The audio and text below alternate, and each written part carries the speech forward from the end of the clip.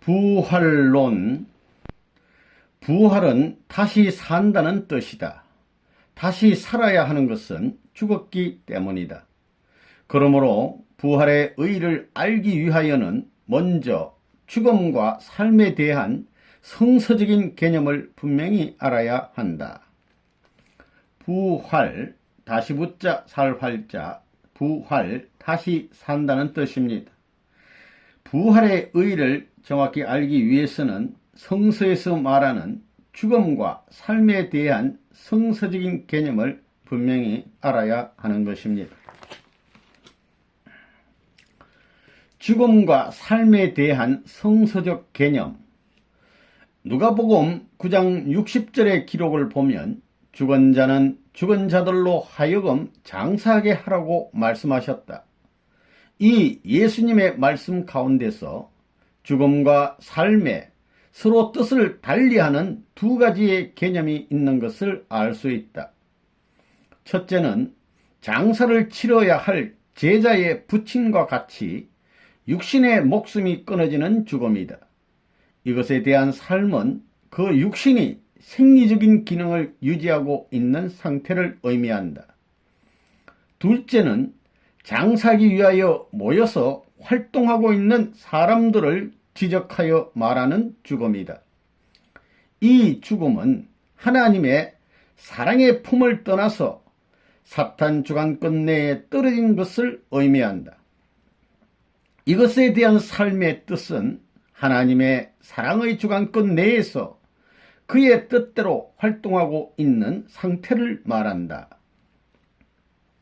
예수님께서는 죽은 자는 죽은 자들로 하여금 장사하게 하라고 말씀하셨습니다.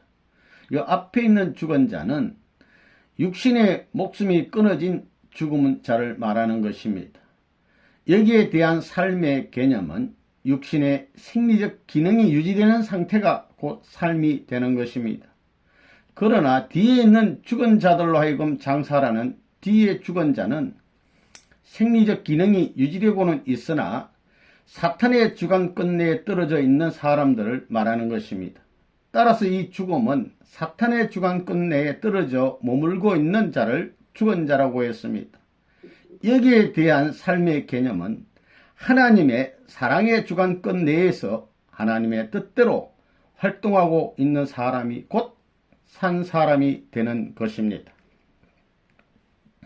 하나님 주관권, 사탄 주관권, 그 육신이 활동하고 있다 하더라도 하나님의 주관권을 벗어나서 사탄의 주관권 내에 머물러 있으면 그는 창조 본연의 가치 기준으로 보아 죽은 자가 아닐 수 없다.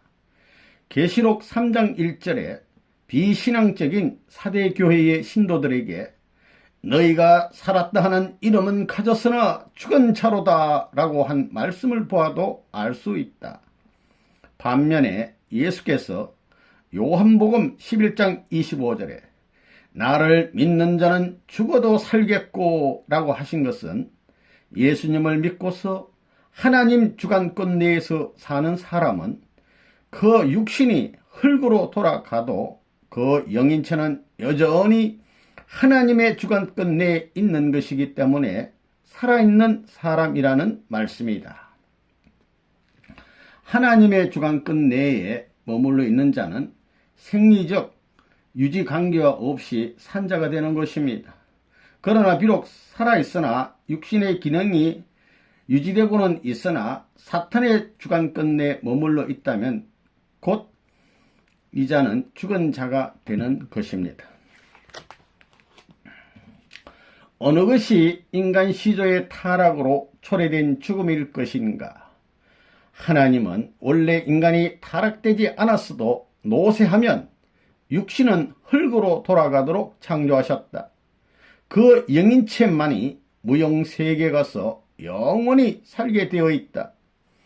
그러므로 타락으로 인한 죽음은 육신의 죽음이 아니라 인간 시조가 선악과를 따먹음으로써 초래된 죽음, 곧 사탄 주관권 내에 떨어지는 것을 의미한다. 부활은 인간이 타락으로 초래된 죽음, 즉 사탄 주관권 내에 떨어진 입장으로부터 복귀 심리에 의하여 하나님의 직접 주관권 내로 복귀되어 나아가는 그 과정적인 현상을 의미하는 것이다. 하나님은 원래 우리 인간이 타락되지 않았어도 노쇠하면 육신은 흙으로 돌아가도록 창조했습니다. 그러나 우리 속사람 영인체는 무용세계에 가서 영원히 살도록 영생하도록 창조한 것입니다. 에덴 동산에서 아담 해아가 선악과를 따먹고 타락으로 인한 죽음은 육신의 죽음이 아닙니다. 하나님과 관계가 끊어진 사탄 주관권 내로 떨어진 죽음을 말하는 것입니다. 따라서 부활이라고 하는 것은 우리 인간이 사탄의 주관권 내에서 하나님의 복귀 심리에 의하여 하나님의 직접 주관권 내로 복귀되어 나아가는 그 과정적인 현상이 곧 부활인 것입니다.